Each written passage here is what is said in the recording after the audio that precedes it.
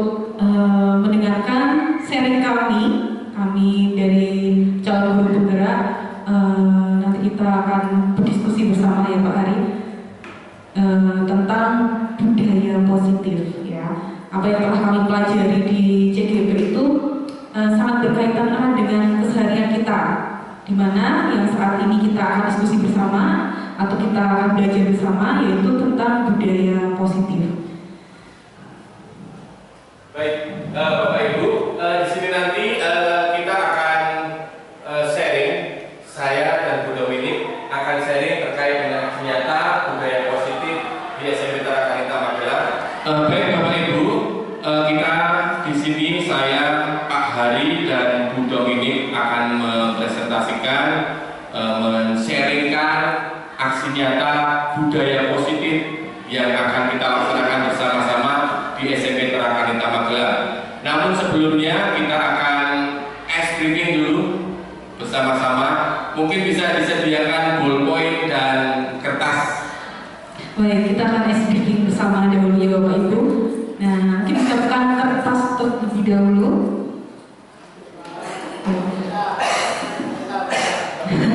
Oke, kertas sesungguhnya atau mungkin untuk catatan aja kok nanti ya Bapak Ibu.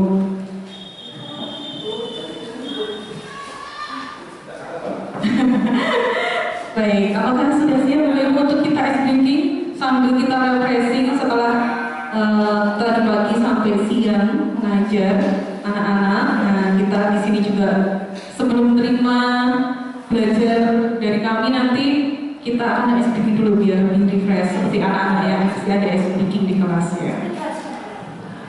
Apakah sudah siap Bapak Ibu? Baik, lanjut. Baik, kita akan bermain ice breaking. Aku suka titik-titik karena titik-titik. Nah. Boleh makanan, membayangkan makanan boleh, warna boleh, jenis pakaian boleh, artis boleh, buah boleh, atau buah boleh. Aku suka karenanya hanya kalimat pendek aja. Ya, saya suka warna orange karena syahdu misalnya.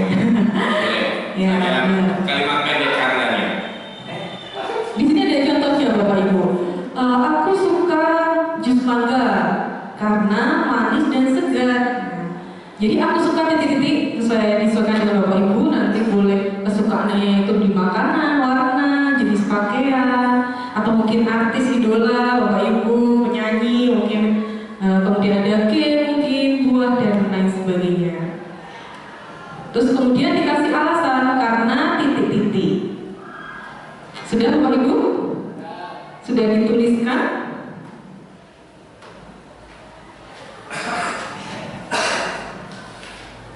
Baik, itu disimpan dulu sebelum kita mulai ice breaking-nya. Sudah dipastikan sudah semua? Sudah ya Pak? Pak Putu sudah? Ya, baik. Baik, kita akan ice breaking.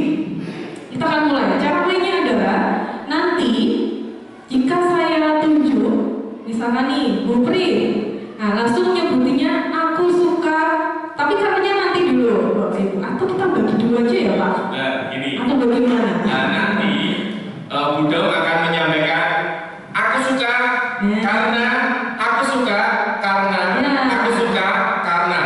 Seperti itu. Nanti sesuai langsung tunjuk sebutin saja. aja apa dan alasannya apa, begitu. Oke. Sudah memahami Bapak Ibu? Oke, baik. Jadi nanti ketika tunjuk, berarti aku suka ya. Selanjutnya berarti karena.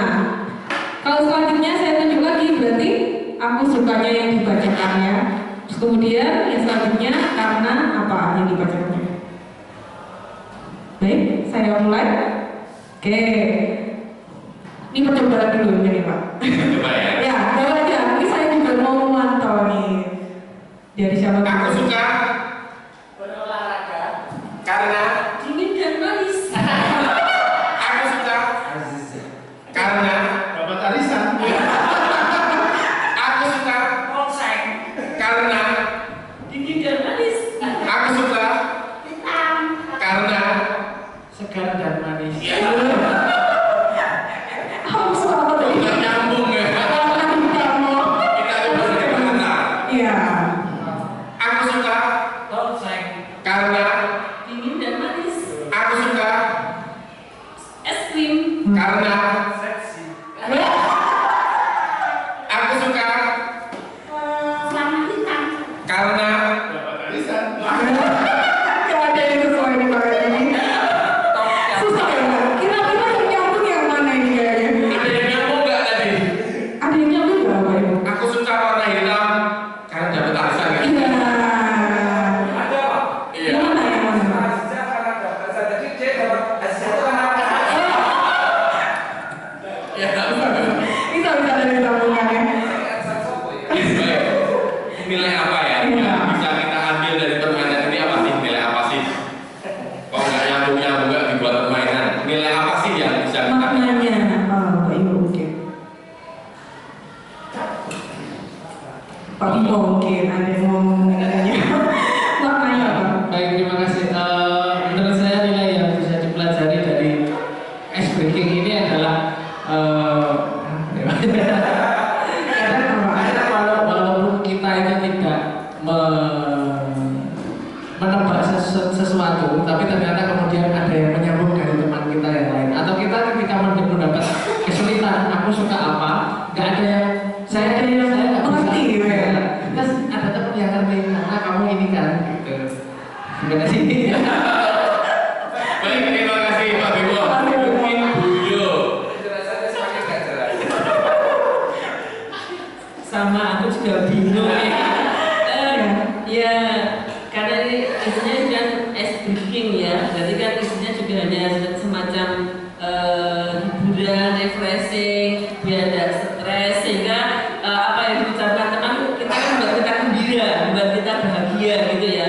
Tidak penting isinya apa, tapi yang penting kita bisa tertawa bersama gitu. Oke, baik. Ketiganya mendapat kebahagiaan kalau memang. Mendapatkan kebahagiaan, suka-suka pokoknya ya. Ya kalau tadi dari Pak Bimo mungkin seperti ini. Kadang kita apa namanya ngomong ke orang lain, bisa jadi perhatiannya itu bisa sesuai atau tidak gitu ya. Nah, kadang kita sudah mengungkapkan nilai kita, tapi ternyata orang lain belum tentu menyambung dengan baik, ya kan? Ya, seperti itu. Ya. Baik. Kita lihat Bapak Ibu, ketika itu tidak cocok, itu berarti apakah setiap orang tuh punya nilai masing-masing? Ya, setiap orang tuh punya nilai masing-masing, tapi kadang nilai yang kita yakini itu tidak sesuai dengan orang lain. Kita punya nilai, misalkan disiplin. Cuma karena aku pengennya disiplin atau emang dari diri saya itu emang dari kecil sudah disiplin, tapi belum tentu orang lain bisa menyambung itu. Jadi kita harus punya persepsi yang sama, ya kan? Nah, itulah kita yang mempelajari ya untuk hari ini, di mana kita akan membentuk persepsi bersama yang sama sehingga kita bisa berjalan bareng-bareng. Oke, kita kesepakatan dulu Bapak Ibu. Karena ini adalah forum, maka kita ada kesepakatan. Yang pertama, apakah menjadi pendengar yang baik? Di forum ini kita saling mendengarkan? Ya, oke, baik. Sepakat ya? Oke. Nanti kita juga akan fokus selama mengikuti kegiatan. Disepakati? Baik. Jika nanti ada pertanyaan, bisa angkat tangan terlebih dahulu. Ya, oke. Terus menghargai teman lain apabila sedang berbicara. Sepakat? Nah, oke, baik. Kemudian mematikan atau tidak menggunakan HP selama diseminasi berlangsung. Baik, biar agak fokus ya. Baik, kita akan mulai latar belakang terlebih dahulu biar Bapak Ibu juga memahami apa tujuan kami mendiskusikan bersama tentang budaya positif seperti itu ya. Latar belakang dari kegiatan ini adalah kita tuh sebagai pemimpin pembelajaran atau di kelas atau sebagai guru pendidik yang baik itu harus memiliki kemampuan dalam mewujudkan budaya positif di sekolah, di mana budaya positif tersebut dapat dijalankan dengan menerapkan konsep-konsep yang seperti ini selanjutnya. Next, Pak Hari. Nah, supaya membentuk budaya positif yang berhasil efektif, itu kita harus punya teori dulu tentang hal ini. Jadi ada 6 yang akan kita pelajari nanti, yaitu tentang disiplin positif, motivasi perilaku manusia, keyakinan sekolah atau keyakinan kelas, kebutuhan dasar manusia, posisi kontrol restitusi, dan segitiga restitusi.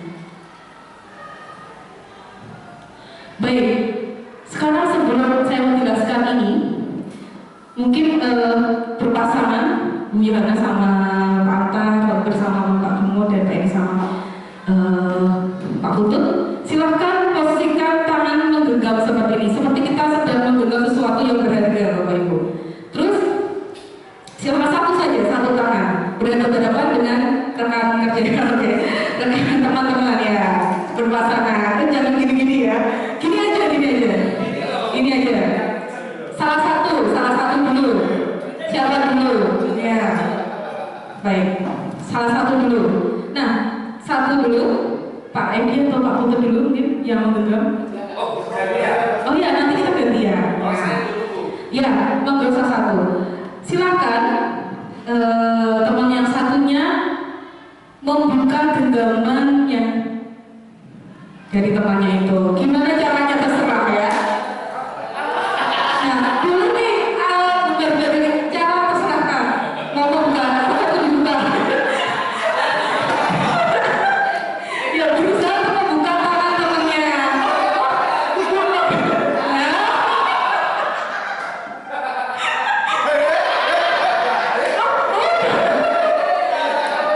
Oke, gantian. Sekarang gantian. Gimana caranya membuka?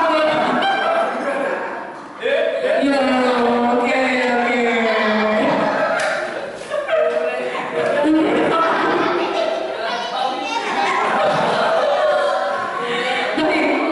Baik. Oh ya. Itu tadi cuma ilustrasi aja tentang hal ini. Karena kita tuh menggenggam sesuatu erat ya. Terus kemudian mau dilepaskan sama orang lain itu susah gitu ya. Nah ini kenapa sih susah ya? Karena kita punya nilai diri, dimana kadang kita tidak mau membuka hal itu. Nah, maka kita butuh perubahan. Terutama kita kalau di pendidikan, kadang kita tidak mau mengubah diri kita, entah disiplin diri kita, manajemen diri kita. Maka di sini ada perubahan paradigma untuk belajar. Ilustrasi guru mengontrol murid. Kontrol diri itu sudah mengatur siapa Bapak Ibu? Ya benar, diri sendiri. Kita yang bisa mengontrol diri kita sendiri. Jadi di sini ilusinya miskonsepsi teori kontrol kita selama ini mungkin seperti ini. Ilusi guru mengontrol murid. Jadi kita sebagai guru itu bisa mengontrol murid. Padahal yang bisa mengontrol itu siapa? Diri sendiri. Tadi Bapak mau bilang diri sendiri. Berarti murid sebenarnya bisa mengontrol diri sendiri, ya kan? Nah itu bagaimana caranya nanti kita bahas di selanjutnya. Kemudian ilusi bahwa semua penguatan profil efektif dan bermanfaat. Belum tentu tidak, karena siapa yang selama ini mengontrol? Kamu kan sekolah atau dari murid sendiri mau dikontrol. Kemudian ilusi bahwa orang dewasa itu berhak untuk mengontrol. Padahal tadi kontrol diri itu pada diri sendiri. Kecuali dia mau dikontrol dengan senang hati. Ya, gitu. Kemudian ilusi bahwa kritik dan membuat rasa bersalah itu mampu menguatkan karakter. Kritik dan rasa bersalah itu membuat merasa bersalah itu bisa membentuk menguatkan karakter. Belum tentu, Bapak Ibu. Motivasinya apa? Apakah dari diri sendiri atau tidak? Kayak gitu, miskonsepsinya seperti itu. Nah, di sini ada teori kontrol yang bisa mengubah paradigma selama ini. Misalkan nih, stimulus responnya, realitas kebutuhan kita sama, padahal sesungguhnya realitas kebutuhan kita tuh beda-beda. Kebutuhan setiap manusia itu berbeda. Ada yang merasa bahwa anak-anak itu lebih kebutuhannya lebih diperhatikan. Ada yang lebih ke akademiknya, ke psikisnya dan sebagainya. Kebutuhannya beda-beda, Bapak Ibu. Kemudian semua orang memiliki hal yang sama. Padahal setiap orang itu memiliki gambaran yang berbeda-beda, sudut pandang yang berbeda-beda. Kemudian kita mencoba mengubah orang agar berpandangan sama dengan kita. Di teori kontrol yaitu kita berusaha memahami pandangan orang lain tentang dunia.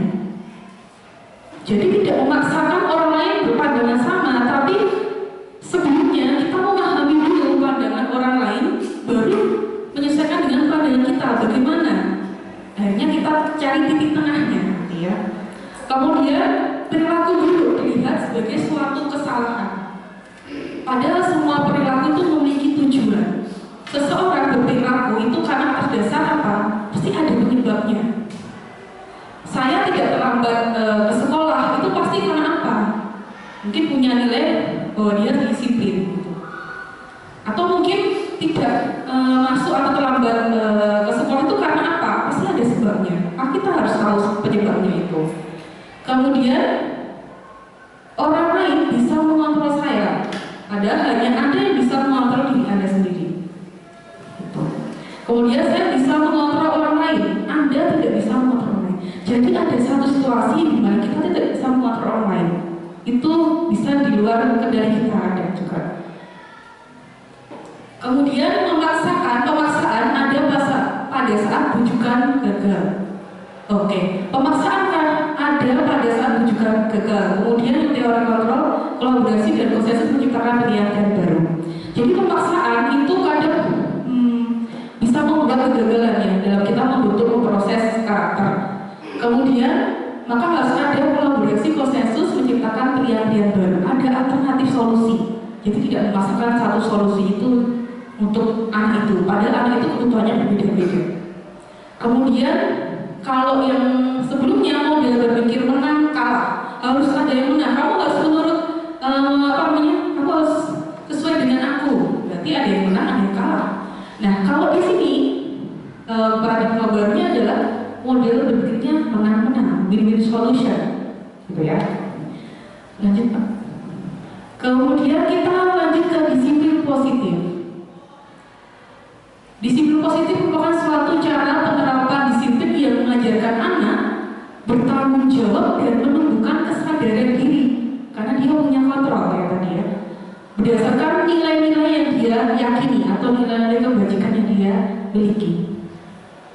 Kemudian di disiplin positif ini sebenarnya hampir sama dengan disiplin diri, yaitu dapat membuat murid memahami dan menyadari berdasarkan motivasi internal Bapak Ibu, bukan eksternal. Jadi kita membangun motivasi dalam diri atau intrinsik atau internal ya, supaya mereka tidak terpaksa untuk melakukan sesuatu, bukan akibat dari paksaan, ujian, hadiah maupun hukuman.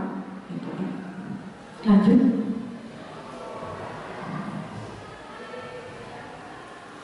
Jadi disiplin positif itu lebih ke arah disiplin diri yang dapat mengontrol diri dalam melakukan segala tindakan. Jadi disiplin positif itu membentuk disiplin diri juga, Bapak Ibu. Disiplin diri ini juga sebenarnya sudah kita hidupi di profil pelajar Pancasila. Ya Bapak Ibu, selama ini kan Bapak Ibu sudah berpacu pada profil pelajar Pancasila, di mana ini tujuannya juga untuk disiplin positif. Nilai-nilainya yang ada: beriman, bertakwa, mandiri, kebinekaan global, bergotong royong, kreatif, dan kritis. Semuanya ada di situ.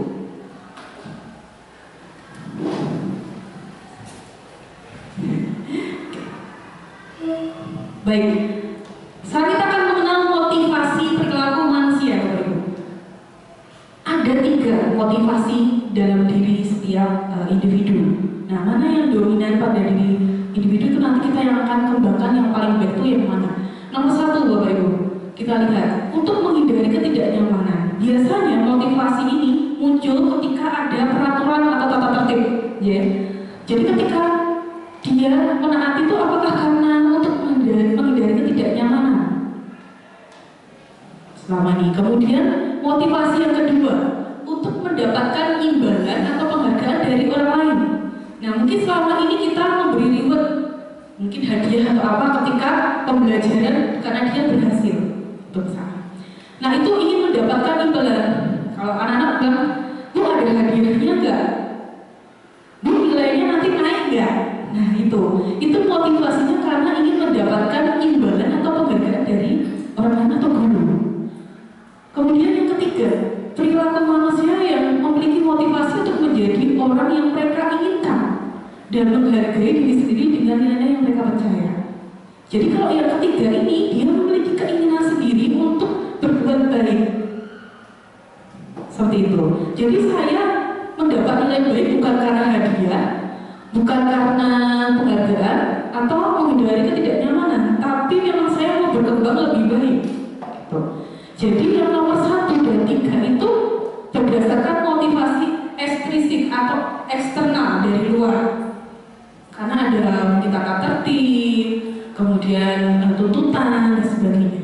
Nah, nomor 3 ini adalah motivasi yang dibangun dari intrinsik, dari dalam. Dan inilah yang akan kita bangun, Bapak Ibu.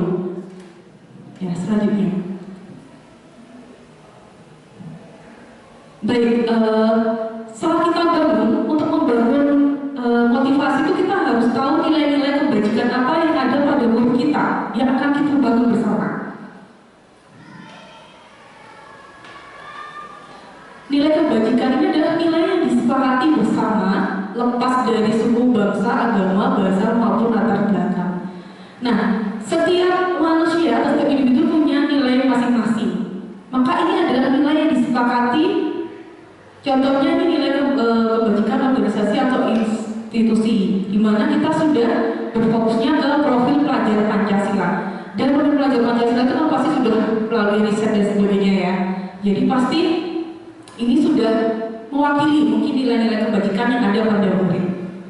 Kemudian menurut sumber lain ada juga dari BO Primary Years Program. Itu ada toleransi, rasa hormat, integritas, mandiri, menghargai, antusias, empati, keingintahuan, kreativitas, kerjasama, percaya diri, dan komitmen.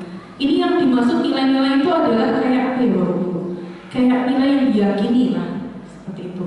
Itu yang akan kita bentuk ya. Kemudian ada nilai lain juga, keterampilan hidup, dapat dipercaya, lurus hati, pendengar yang aktif, tidak merendahkan lain, dan memberikan yang terbaik. Nah, nilai-nilai yang ada pada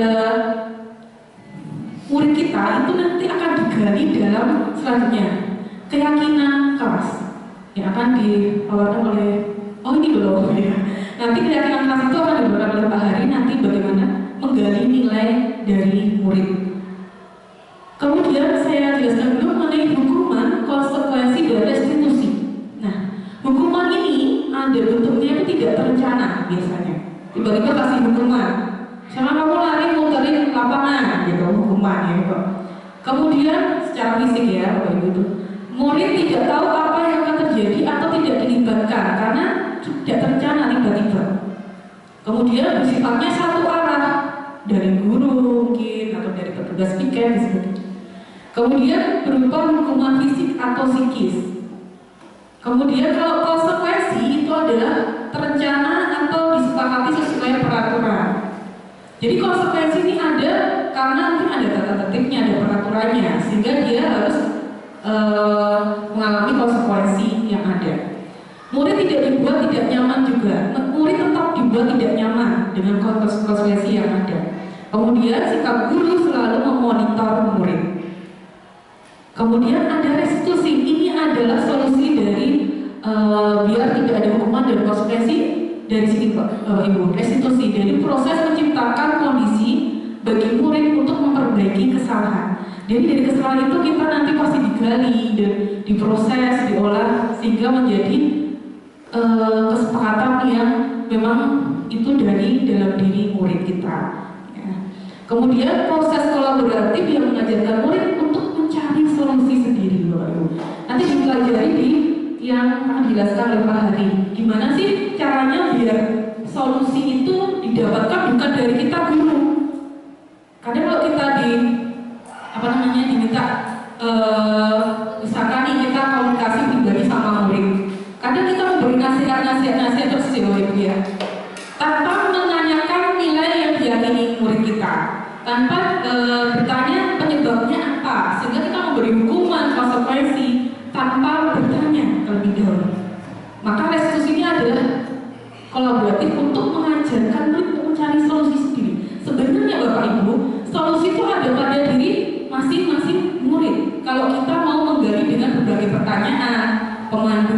pertanyaan, kalau mungkin di kelas ya dengan pertanyaan tematik dan sebagainya, itu untuk menggali ya, agar nanti murid-murid kita itu mempunyai solusi sendiri, Bapak Ibu, membukakan. Jadi kita itu menjadi fasilitator untuk membukakan pintu-pintu solusi itu, mana yang cocok kira-kira sama murid kita. Seperti itu Bapak Ibu. Nah, selanjutnya kita akan belajar menggali nilainya dari keyakinan kelas atau sekolah. Dan bukan Pak Hani, Ya, terima kasih. Baik, selamat siang Bapak Ibu. Saya akan melanjutkan penjelasan tentang keyakinan sekolah atau keyakinan kelas. Tadi saya sudah mencoba membuat keyakinan kelas bersama dengan kelas 8A.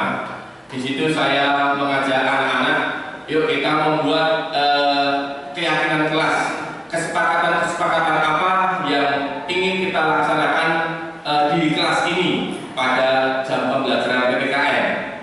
Next video.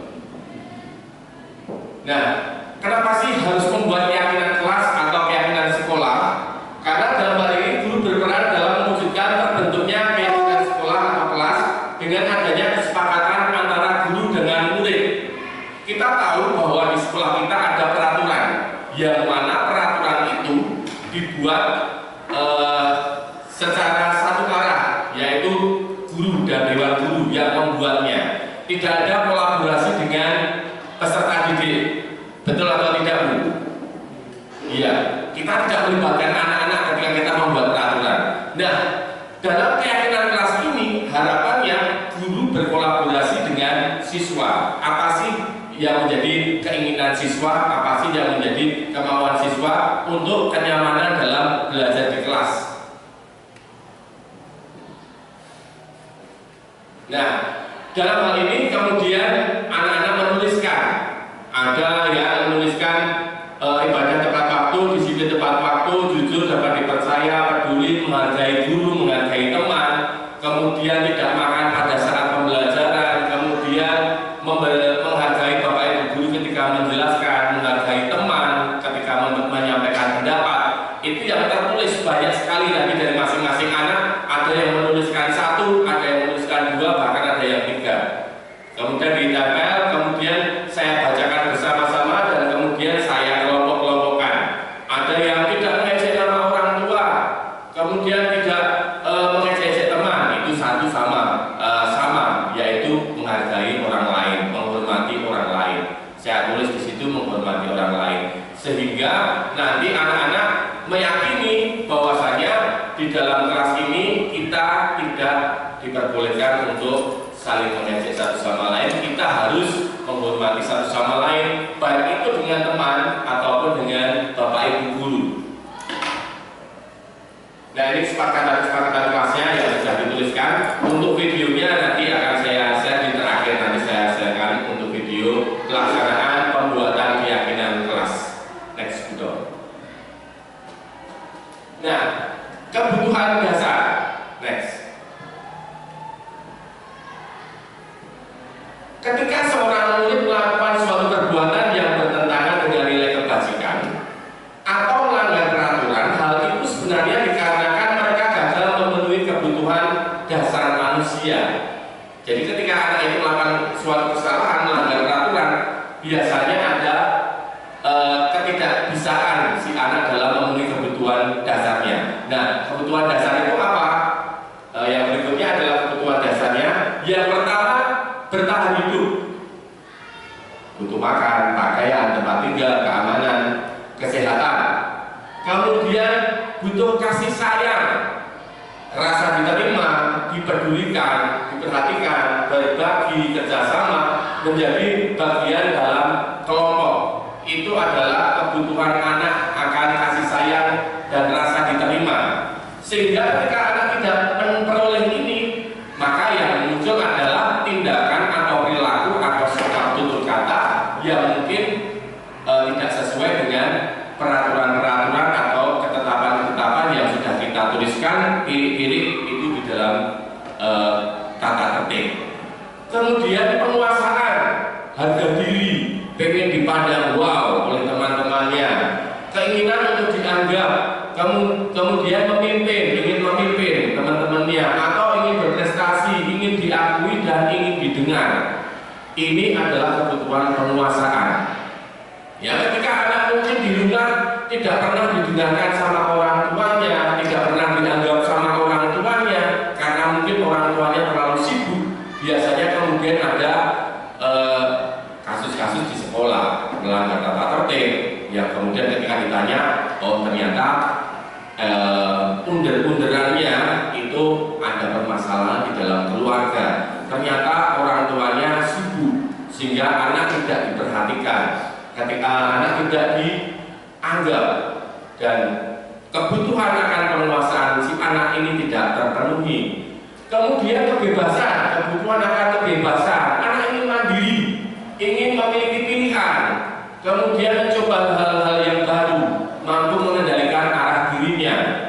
Ini kebebasan. Anak ingin bebas. Kemudian kesenangan, ingin bermain, humor, gojekan dengan temannya, kemudian antusiasme, tertawa dan sebagainya.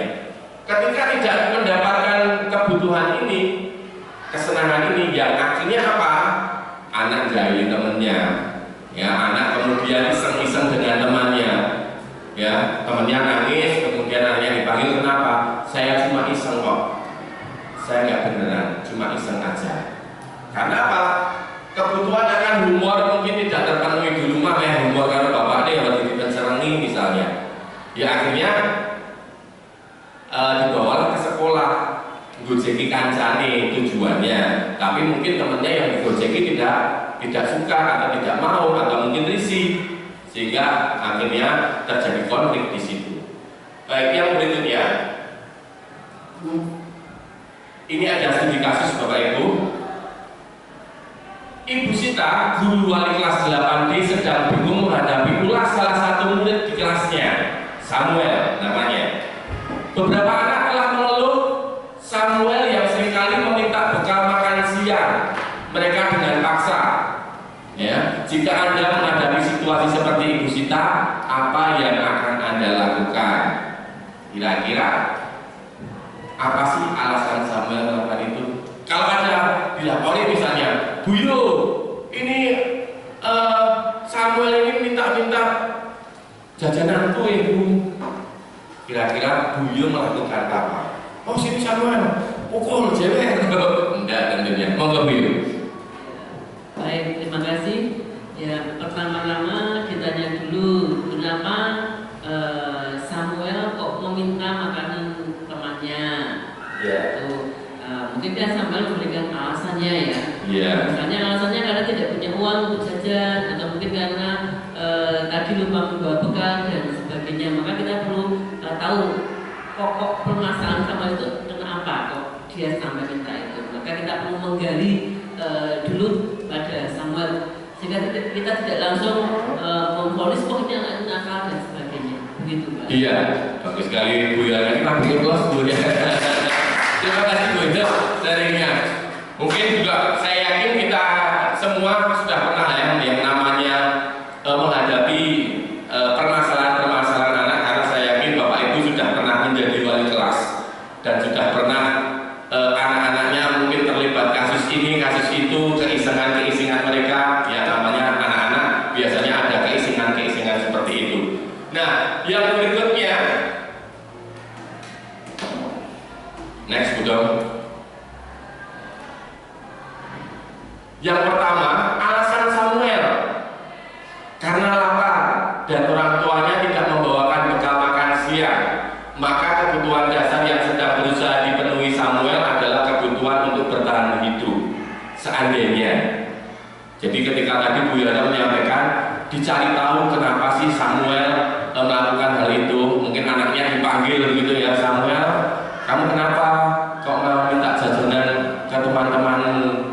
Nah, setelah ditanya itu ada kemungkinan yang pertama, saya nggak dikasih bekal makan orang tua, saya lapar. Nah, berarti alasannya pemenuhan kebutuhan hidup.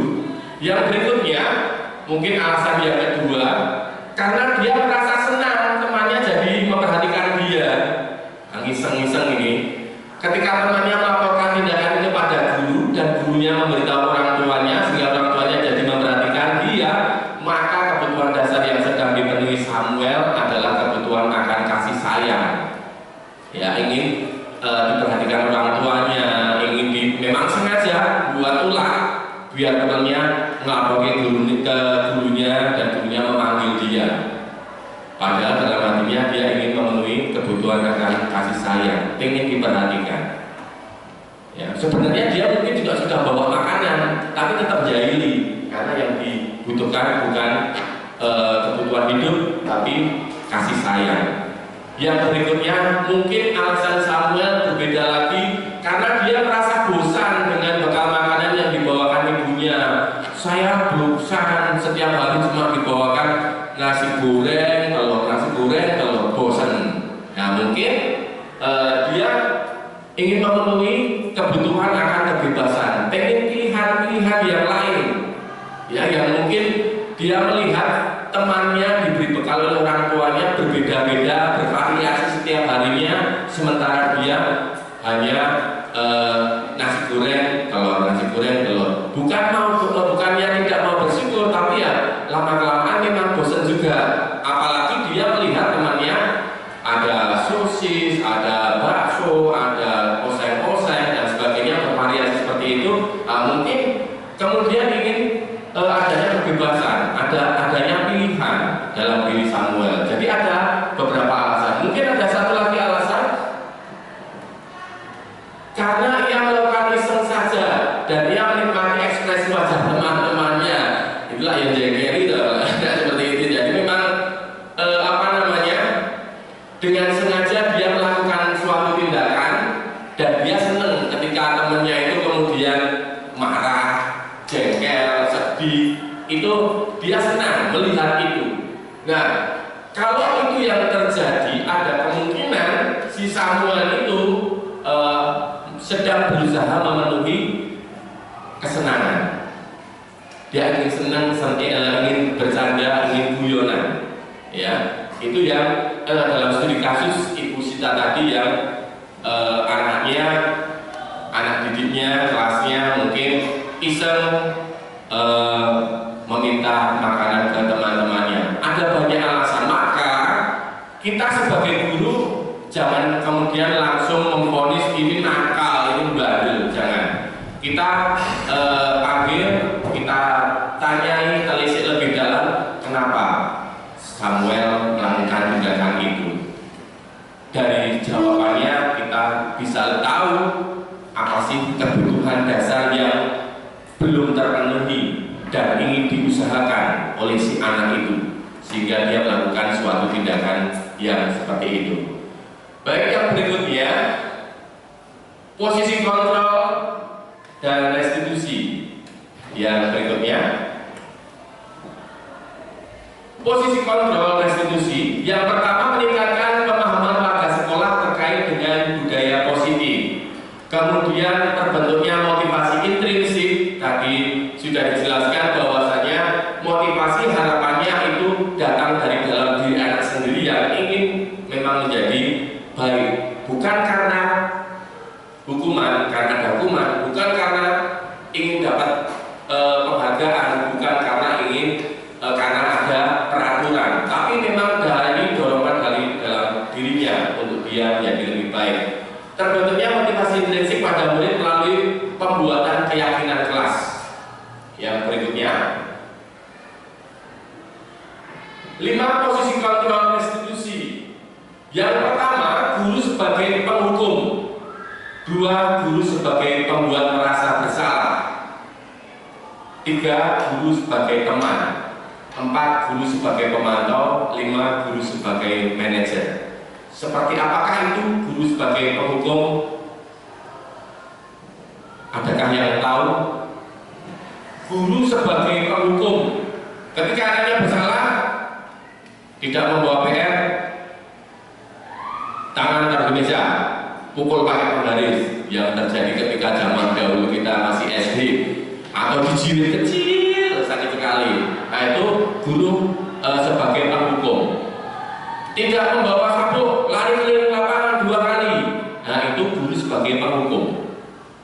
Nah yang kedua, guru sebagai pembuat merasa bersalah.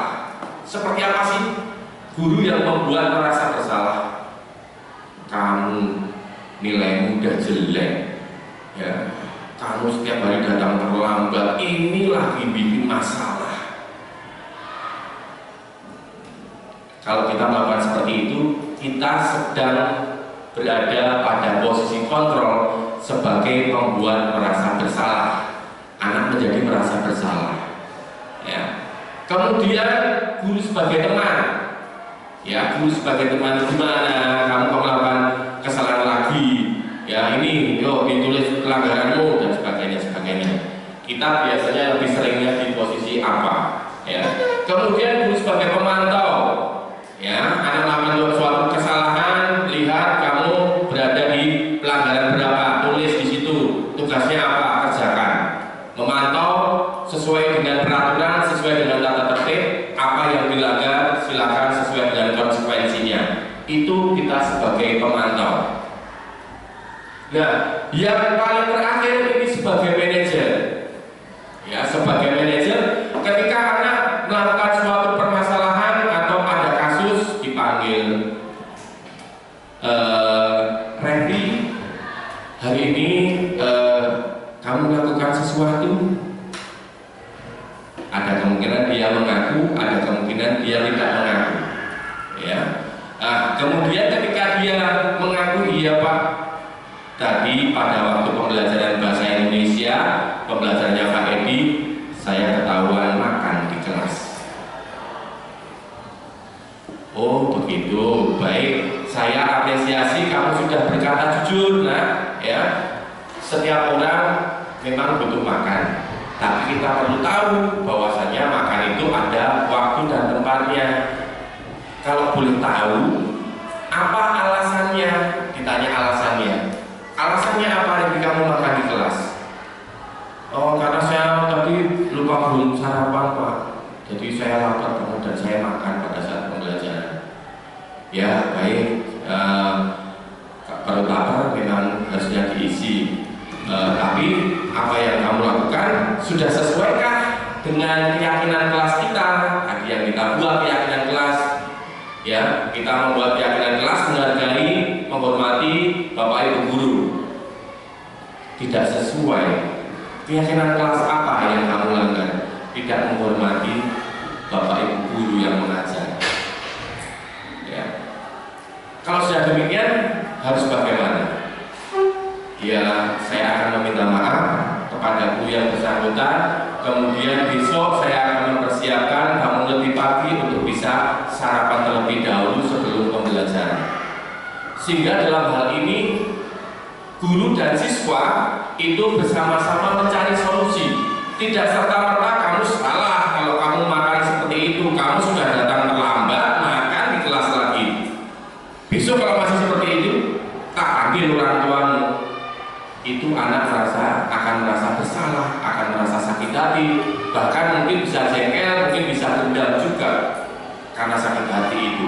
Dan itu bisa terbawa sampai nanti anak lulus, ya, sampai anak lulus, sampai mungkin anak tua nanti. Dulu saya pernah di SMP Tarakanita ketemu dengan Pak Putut, saya dimaki-maki misalnya seperti itu. Tetapi harapannya dengan kita belajar budaya positif ini, ke depannya kita kembangkan lagi hal-hal positif tadi yang sudah disampaikan Bu Yul, sudah bagus, sudah hampir sejalan dengan yang ada di dalam budaya positif. Tinggal dikembangkan lagi, mencermati lagi apa yang menjadi kebutuhan siswa. Baik, dok. Nah, di sini ada guru yang membuat merasa bersalah, guru yang membuat guru sebagai penghukum, guru sebagai teman, pemantau atau manajer. Ya, di sini mungkin tidak terbaca ya. Saya bacakan. Guru sebagai penghukum, yang dilakukan guru adalah menghardik, menunjuk-nunjuk, memaki, menyindir. Itu dilakukan oleh guru yang berada pada posisi penghukum, guru penghukum. Ya, kamu tidak mengerjakan PR, kamu dari kemarin tidak mengerjakan PR. Itu guru penghukum. Tapi sepertinya tidak ada yang sampai sebegitunya. Yang berikutnya, guru sebagai pembuat rasa bersalah tadi berceramah, menunjukkan salahnya. Kemarin sudah salah, ini salah lagi, jangan-jangan besok salah lagi. Anak merasa bersalah. Sebagai teman,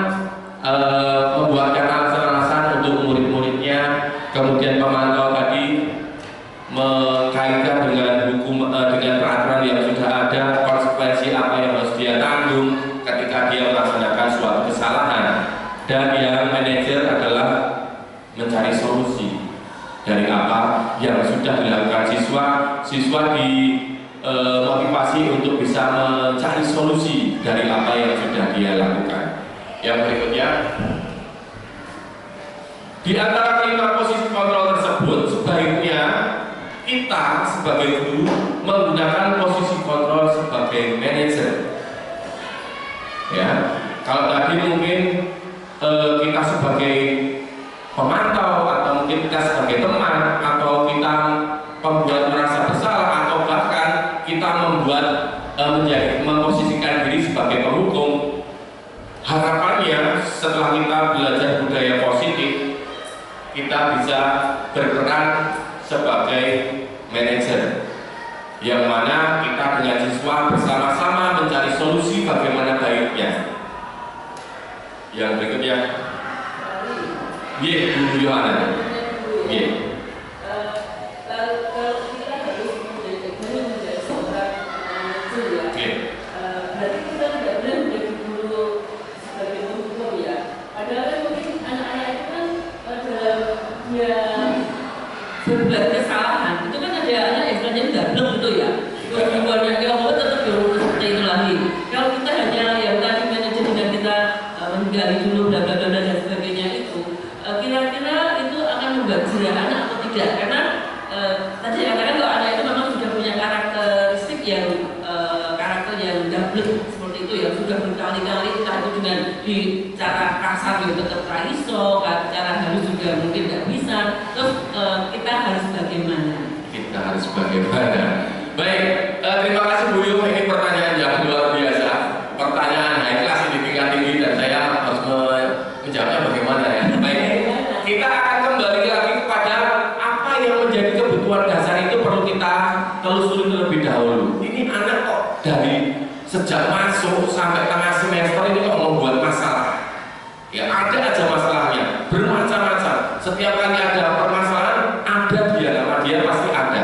Nah, kita perlu telusuri terlebih dahulu. Mungkin bisa meminta bantuan BK untuk menelusuri apa sih yang sebenarnya terjadi pada anak ini.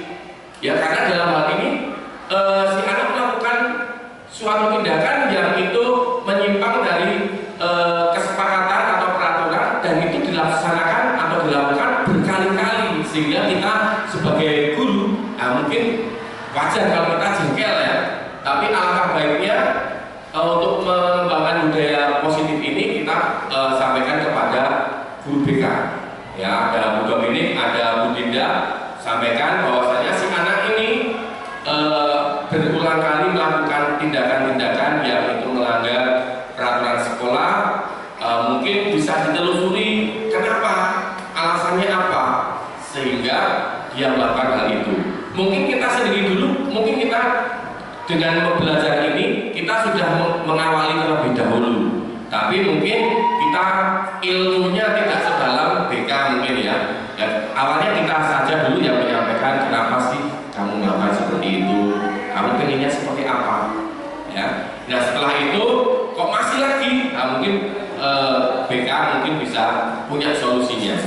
Jadi kita kembali kepada pemenuhan kebutuhan dasar. Ketika anak itu melakukan tindakan-tindakan yang menyimpang, biasanya ada hal-hal yang tidak terpenuhi dalam dirinya. Nah kita sebagai guru memberikan pendampingan, kemudian mencari tahu apa yang belum terpenuhi dari kebutuhan dasar yang ada pada diri anak. Seperti itu Bu. Ya, ada harapannya dan kedepannya kita bisa membimbing anak-anak kita. Yang berikutnya, sebagai manajer, guru dapat berbuat sesuatu bersama murid, mempersiapkan murid bertanggung jawab dan mendukung murid agar dapat menemukan solusi. Yang berikutnya, selain itu posisi manajer juga mengacu pada restitusi yang dapat menjadikan murid sebagai manajer bagi dirinya sendiri, sehingga dapat tercipta identitas positif pada diri murid.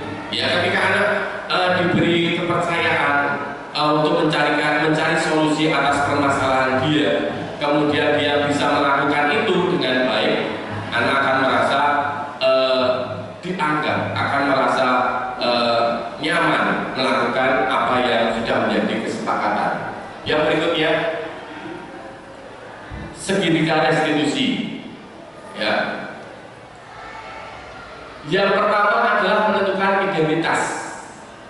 kemudian validasi tindakan yang salah, kemudian menanyakan keyakinan kelas. Akan kita lihat videonya berikut ini.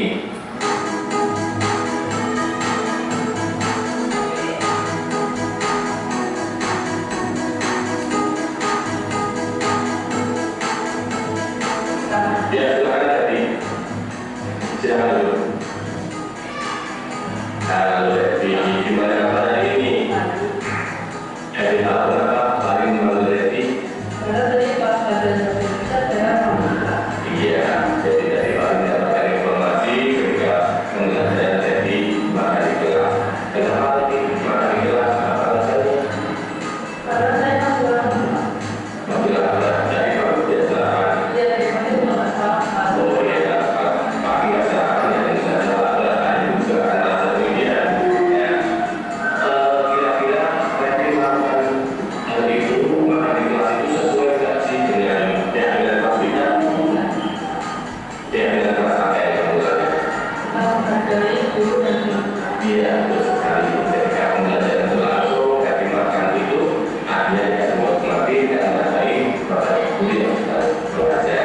Dan kira-kira depannya ketika pembelajaran dari pengalaman seperti ya sekolah saya harus sama supaya tidak apa bisa belajar saya tidak memakan ya, terus baik. Jadi Randy sudah tahu ya harus bagaimana. Ya, tadi berharap Randy akan semakin baik lagi jika belajarnya di kelas sehingga ketika nanti Randy lulus mendapatkan karakter yang baik, jika belajar yang baik yang sana lebih Randy. Begitu ya Randy. Baik Randy boleh melanjut kelasnya. Silakan. Ya.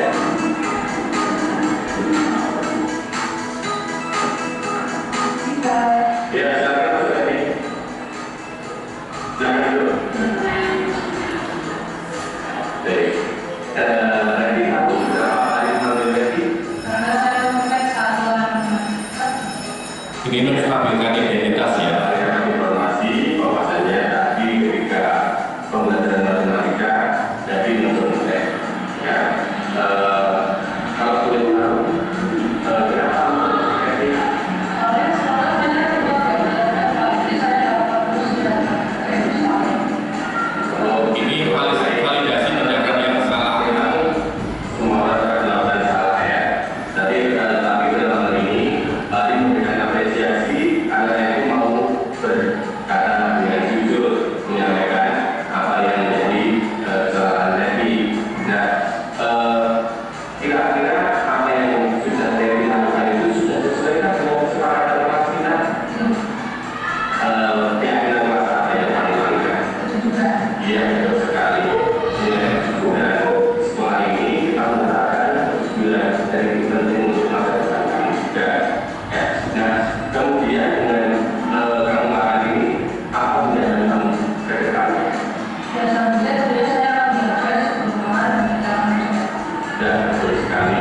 Paling ada apa yang sudah Randy sampaikan itu benar-benar dapat dilaksanakan. Randy belajar sungguh-sungguh ketika ada ulangan ataupun ketika ada ulangan itu juga tetap belajar. Sehingga ketika ada soal, ada tugas, Randy dapat menyelesaikan dengan baik. Begitu ya Randy? Baik, jadi boleh mengambil kelasnya. Ya.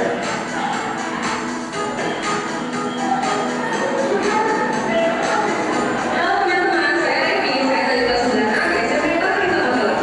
Saya sangat setuju dan senang apabila diajarkan tentang teknologi menambah seni dan suka di dalam mencari kehidupan dan melakukan kesehatan hati saat kalian bekerja. Meskipun terbantu dalam mencari solusi dari permasalahan yang dihadapi. Tidak serta-merta dimarahi saat sebuah melakukan kesalahan, tetapi solusi dibantu dalam mencari solusi dan melakukan perubahan perilaku menjadi lebih baik. Semangat! Ya, itu contoh pelaksanaan segitiga restitusi. Ya, saya sempat menanyakan juga hanya sampel saya tanya kepada anak-anak. Saya sampaikan bahwa ada yang namanya segitiga restitusi. Ketika anak itu melakukan suatu kesalahan, maka yang dilakukan dulu seperti ini, seperti ini, seperti ini, seperti ini. menurut pendapatmu bagus enggak ya kalau dilaksanakan atau diterapkan di SMP Terakanita Magelang? Banyak anak yang menyampaikan, wah bagus banget Pak seperti itu. Jadi tidak langsung dimarahin habis-habisan, tapi diajak bersama-sama mencari solusi atas apa yang dilakukan oleh anak-anak. Yang seperti termasuk yang Revi sampaikan tadi juga itu awalnya saya tanya terlebih dahulu, ketika ini dilaksanakan sungguh-sungguh di SMP Terakanita dan mungkin Bapak Ibu guru juga melakukan seperti ini, menurut pendapatmu bagaimana? Itu yang tersampaikan oleh Revi dari video yang sudah disampaikan tadi, bahwa ini keren banget. Ketika ini bisa dilaksanakan, ini sungguh bagus, di mana anak tidak serta-merta dimarah-marahi ketika melakukan suatu kesalahan, tapi justru dibimbing untuk mendapatkan solusi dari apa yang sudah dia lakukan. Baik, yang berikutnya, yang menstabilkan identitas tadi dilakukan berdasarkan prinsip bahwa membuat kesalahan adalah bagian dari proses pembelajaran. Ya, semua orang memang pernah berbuat salah. Ya, jadi ini merupakan menstabilkan identitas. Anak melakukan suatu kesalahan, misalnya anak diajak nama orang tuanya, kemudian dia dorong temannya akhirnya jatuh. Ya, menstabilkan identitasnya bagaimana caranya? Ya, memang kalau Pak Hari menjadi kamu, ya mungkin Pak Hari akan marah juga ketika nama orang tuanya diejek. Sampai situ adalah menstabilkan identitas bahwa apa yang dilakukan dia itu memang ya sudah sewajarnya. Kalau membela orang tua itu bagus, tetapi yang mendorong itu yang baru nanti kita bahas bersama-sama. Yang berikutnya, menstabilkan identitas berbuat salah itu hal yang manusiawi. Tidak ada manusia yang sempurna, semua pernah berbuat salah, itu termasuk juga di dalamnya. Kita pasti bisa menyelesaikan permasalahan ini. Pak Hari tidak tertarik untuk mencari tahu siapa yang benar, siapa yang salah. Pak Hari lebih tertarik untuk menyelesaikan masalah ini. Atau kalau kamu menyalahkan dirimu sendiri terus-menerus, apakah kamu bersikap baik pada dirimu sendiri? Itu termasuk menstabilkan identitas. Ya. Yang berikutnya, validasi tindakan yang salah. Hal ini dilakukan berdasarkan prinsip bahwa setiap perilaku berupaya memenuhi suatu kebutuhan tertentu, sehingga guru atau orang tua akan bergeser dari pemikiran stimulus respon menjadi proaktif, serta akan lebih mengenali dan mengakui kebutuhan murid atau anak. Baik, yang berikutnya, kamu pasti punya alasan mengapa kamu melakukan itu. Itu salah satunya. Apa yang penting bagi kamu? Kamu boleh tetap berusaha menjaga sikap itu, tapi tambahkan sikap yang lain yang baru. Maukah kamu belajar cara lain untuk mendapatkan yang kamu butuhkan tanpa harus memukul? Misalnya, anak kedapatan memukul temannya karena dia mengejek-ejek misalnya. Maukah kamu belajar cara lain untuk mendapatkan yang kamu butuhkan tanpa harus memukul? Itu validasi tindakan yang salah. Yang berikutnya, menanyakan keyakinan. Karena di awal kita sudah membuat keyakinan kelas, kita tanyakan apa yang sudah ia lakukan sesuai nggak dengan keyakinan yang sudah pernah dibuat. Ya, tadi Revi menyampaikan keyakinan apa yang dilanggar? Tidak menghormati guru.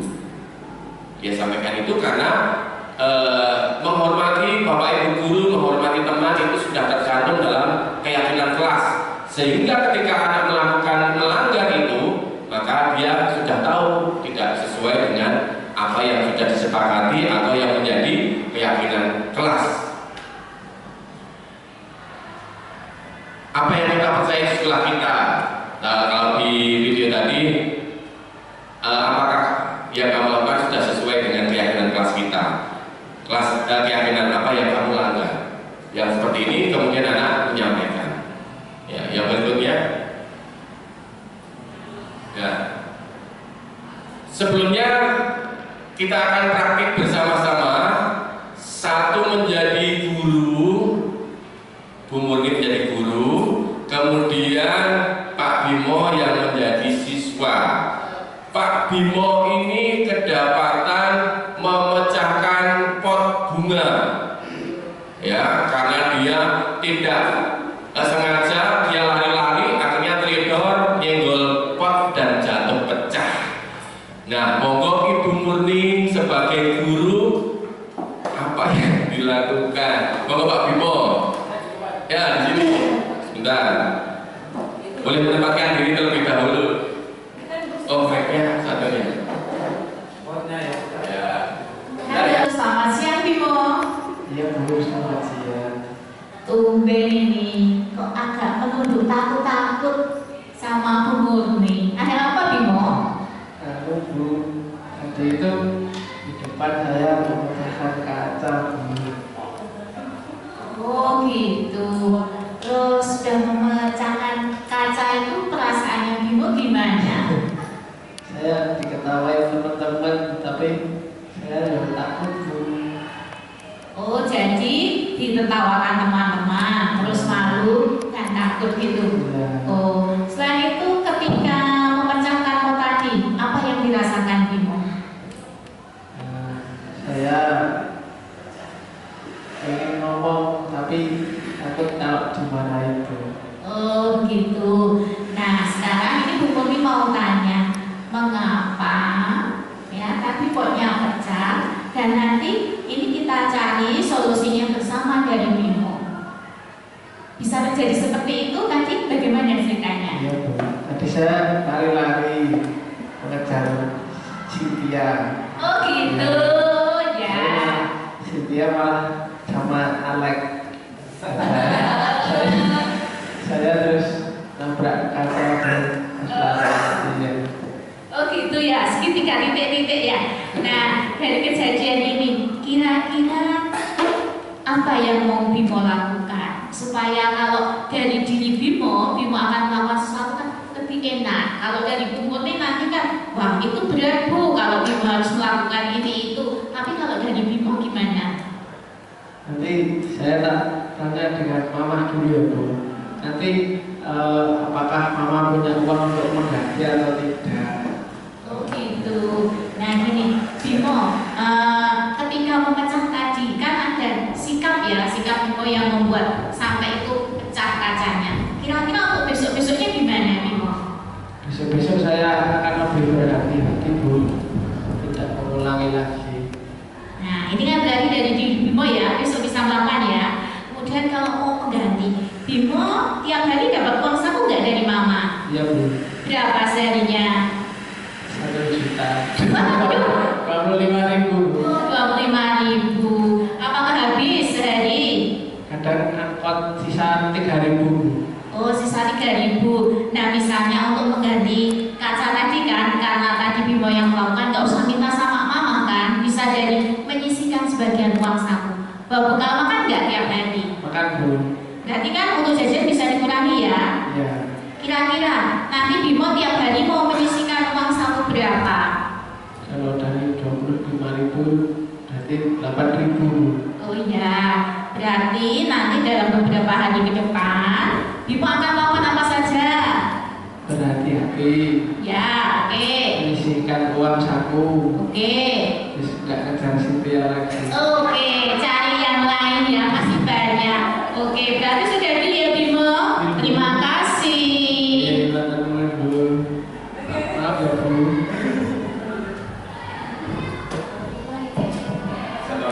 Baik, terima kasih Bu Murni. Pak Bimo, tepuk tangan untuk edukasi. Baik, Bapak Ibu, itu tadi segitiga resolusi. Kira-kira nih, dalam menentukan identitas tadi terlibat atau tidak, Bapak Ibu?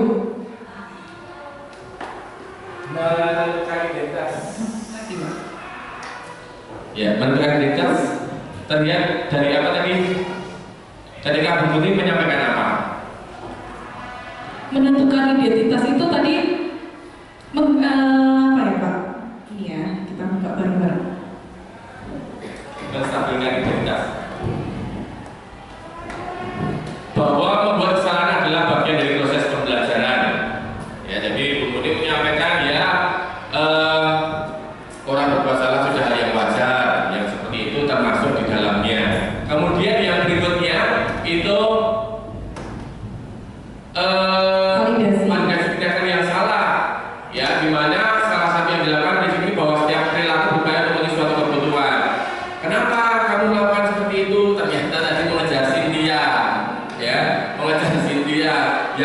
Cynthia pergi dengan siapa? Iya kan? Kagetnya ini cinta anak SMP banget. Oke. Kemudian ada lagi yang berikutnya menanyakan keyakinan. Ya, hal apa yang sudah dilanggar, kemudian bagaimana kedepannya mencari solusi agar permasalahan bisa diselesaikan oleh Bimo itu sendiri tadi ya. Baik, dari saya cukup sekian. Ya, mungkin ada kurang-kurangnya saya mohon maaf. Harapannya budaya positif ini bisa kita laksanakan bersama-sama di sekolah ini untuk mendampingi anak-anak didik kita ke depannya, sehingga sungguh-sungguh anak terdampingi dengan baik, baik secara fisik maupun secara psikologisnya juga kita dampingi, sehingga ke depannya kita bisa mencetak generasi-generasi muda yang tangguh, yang hebat, yang sesuai dengan karakteristik tarakan kita. Siap ya Bapak Ibu? Siap ya. Dari saya cukup sekian, sampai jumpa lagi.